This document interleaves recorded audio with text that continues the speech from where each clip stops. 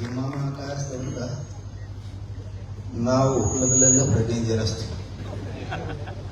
बेकार कार्यक्रम होतो एखाद्याची सलगतेमध्ये, मग यासाठी त्याला बोलीत नसतात आणि सगळ्याच्या गावात इथंच सुऱ्या उभा. आणि आम्ही भुकालेलो लय मानाला नाव नाही घेतलं की दुसऱ्या वेळेला आलाच कार्यक्रमालाच येत नाही. सामाजिक काम करणं म्हणजे खूप जाळातून जाणार. ऐ थांब मागच्या शेंगा का म्हणतो बघ ना, बोलून दे मग शिका आम्हाला मिळाला चान्स. मामाने तर धपका आणला सटकले होते मायामुळे तरी गुतले मामा करायचे. नाही तर मामा म्हणले होते मला कुडकान जायचं, मग मलाच जायचं.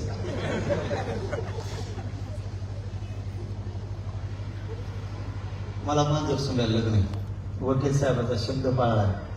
त्यांना म्हणलं, ते म्हणले 5च मिनिटं. हे बाबा तो सोडे नव्हतो मला मामा हेच बेकार माणूस गायकवाड नाना माणसाचा अवघड असते. कारण मी शब्द दिल्याप्रमाणे मी तुमचे मान खाली होऊ दिले नाही. मला इतकं येत नाही, मला चालता येत नाही. मला वकील साहेबांचं म्हणणं होता पोंगोलीचा इतक्या पायऱ्या मागं पाहून मला नाही चढता येत. आणि या उपोषणानं माझ्या शरीरात काय नाही राहिले. माझे इतके हाल आहेत. तुम्ही माझ्या घरी आले होते त्यावेळी सुद्धा तुम्ही बघितलं, मला दरवाजाचा बाहेर आणायला सुद्धा 1-2 जण उठूच तर लागते. इतके हाल चालू. त्या उपोषणानं माझ्या पोटात कधी आग होईल मामा, कधी आम्ही तर कापल, मला काय सांगता येत. शेवटी हातचा राखून समाजाचं काम करणं आणि जीव ओतून काम करण्याचा खूप फरक आहे. मी माझ्या समाजाच्या गोरगरिबांच्या लेकरासाठी जीव ओतून काम केलं. मी ना रक्त जळल्याचा विचार केला ना माझा कधी जीव जाणार आहे याचा मी कधी विचार नाही केला. आज त्याचे परिणाम शरीरावरती झाले. मी माझ्या शरीराचा नाही विचार केला, करणार पण नाही. माझ्या समाजाचे लेकरं मला आज आनंदी दिसायला लागले, लेकीबाळी आनंदी दिसायला लागल्या, नोकऱ्यात चालल्या, शिक्षणात चालल्या, डॉक्टर व्हायला लागल्या, MD व्हायला लागल्या, पोलीसमध्ये चालल्यात, आरोग्य खात्यात चालल्यात, महसूलमध्ये माझ्या लेकरं चालल्यात. त्याच्यापेक्षा मला मोठा आनंदाचा नाहीये. त्याच्यामुळे मी शरीराचा विचारच करत नाही. आणि पुढच्या एका कधी करणार, तुमच्या सुखात कधी नाही येऊ शकत, तुमच्या दुःखात हमेशा मी सहभागी राहणार आहे. संकट आलं त्या ठिकाणी मी ताकदीनं उभा राहतो. मी पुन्हा मागं पुढं बघत नाही. मला 4 शब्द सरकारसाठी बोलायची वेळ आली तरी मी 10 बोलतो, पण गोरगरिबाच्या बाजूने उभा राहतो. त्यातला एक अनुभव मामाला आहे. आमच्याकडे एक मामा आहेत, बुमरे मामा, आणि इकडं दत्ता मामा. आणि मामाच्या मागच जास्त लोक लागायचे. हे काम करा, मी लागलो द्यायला. शेतकऱ्याचं पुर आलं आणि ती मामा म्हणत असते तर बरेच लोक म्हणतात, आणि मी म्हणतो जाऊन दे तिकडे जेवढे ते. त्या कृषी खात्याच्या मागे 7.5 असल्यासारखा खेळ असं ते म्हणते ना, मी नाही म्हणून प्रत्येकानं मारलं मोकळे. पुरा आला मामाला एकच फोन लावला. मी स्तुती नाही करत बरं कधी. माझा स्वभाव तुम्ही 2-3 वर्षात बघितला असाल. मला जे अनुभव आहे ते मी बोलतो. माझ्या समाजाला आरक्षण लागतं, किती विरोध झाला तर मी कोणाला मोजणार नाही, ते घेणार. मी जनरल जीवनावर चालतो, दैनंदिन जीवनावर चालतो. तसं त्यावेळेस आला पूर्ण शेतकरी पाणी करायला मी गेलो. रानाचे रानं लोकांच्या वाहून गेले, पिकं वाहून गेले, जनावरं वाहून गेले, त्यांच्या घरात सोनं होतं, कुणाचं धान्य होतं, सगळं वाहून गेलं. आणि महसूल अधिकारीने पोलिस काय करायचे, 2 जण पंचनामा हे त्याच्यावर ढकलायचं आणि ते त्याच्यावर ढकलायचं. एक तो महसूलचा अधिकारी म्हणला, ज्याच्या गाई होऊन गेल्यात ना त्याचे पैसे देतो, पण गाय दाखवा. तो हो याचे मोबाईल म्हणला, आता होऊन गेल्या गायच्या मापाला केली. ते म्हणे पंचनामाच दाखवा. मग लावला मामाला फोन. तिथे एक आमदार होता, तो म्हणला तुम्ही मामाला फोन लावा, आमचं काय बरंचसं नाही, पण मामाला जर तुमचा फोन गेला तर का म्हणून. मी लावला फोन मामाला, म्हणलं मामा गाई गेल्या तू म्हणून तुमचा माणूस म्हणतोय सापडून आणून द्या. त्याच्या बापाने आणला सापडून.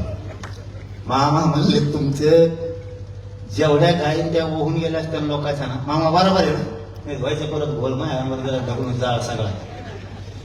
मामाला जेवढ्या गायी त्या ओहून गेल्या तर नाही पंचनामा केला तरी आपण त्यांना घ्यायला लावून, लोकांनी जरी सांगितलं मेसेज टाकून की ह्या गायी होऊन गेल्या तरी त्याचे पैसे देऊ, लोक खुश झाले. आमच्या म्हणणं काय असतं की तुम्ही सत्ता ही हमेशा नसते.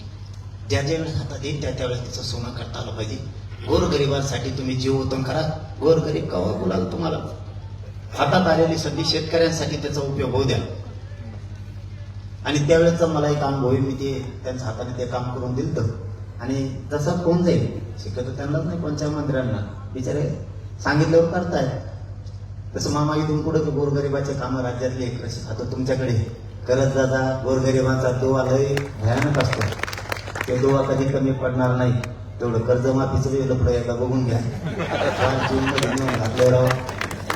आमच्याजवळ हप्ते भरायला पैसे नाही. ते बँकेवाले दगडे कुंकडून येते तर मोटरसायकलवर तारा पुढे जाऊन उभं करते आणि ते म्हणते कर्ज भरा. हप्ते भरा रुपयात नाही आले. सगळं पिकच होऊन गेलं भारता पडून. आणि तुमचं सरकार म्हणलं जूनमध्ये देऊ. आता जूनमध्ये पुढं दम निघत या एप्रिलच्या आत बघा काय लपडं झालं ना. लावा डोका. तुम्हाला काय सांगा तुमच्या होते नसतं मग हो म्हणा आणि लगेच राज्य बंद करतोय का मेंढा. शेतकऱ्याचे गळे तरी मोकळे होते ना. छत्रपती शिवरायांच्या जयंतीच्या निमित्तानं एवढं तरी एक शेतकऱ्याचं चांगलं काम झालं. कारण रयतेचे राजे छत्रपती शिवराय रयतेसाठी जीव ओतून काम करायचे. पहिली कर्जमाफी जिजाऊंनी केली, छत्रपती शिवरायांनी केली. तसं एकदा तुम्ही सगळे आतून बोला. मग अशा टायमाला मला पुन्हा दादाची आठवण येते. मी काय माझ्या पक्षाचा नाही. ते निर्भीड काम करायचे, निर्णय घ्यायचे. एक तेवढे शेतकऱ्याला जर तुम्ही हातभार लावला तर ते चांगलं होईल.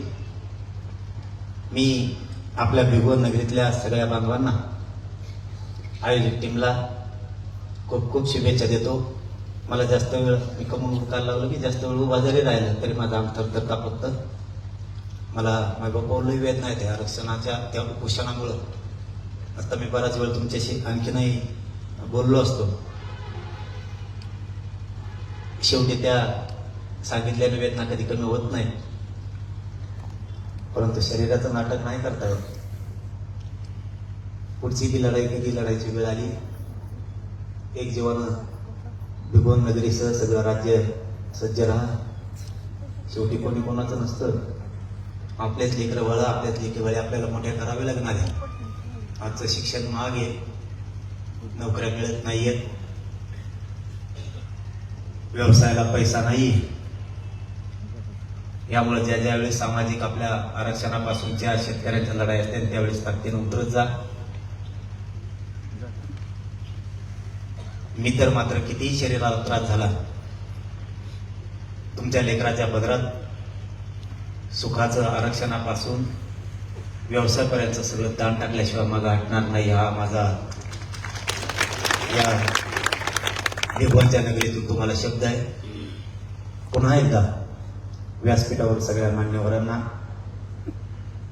माझ्या सगळ्या मायमाऊल्यांना, बांधवांना आणि तुमच्या आयोजक टीमला शिवजयंतीच्या खूप खूप शुभेच्छा देतो आणि थांबतो. पुढचा कार्यक्रम तसा सुरू राहील.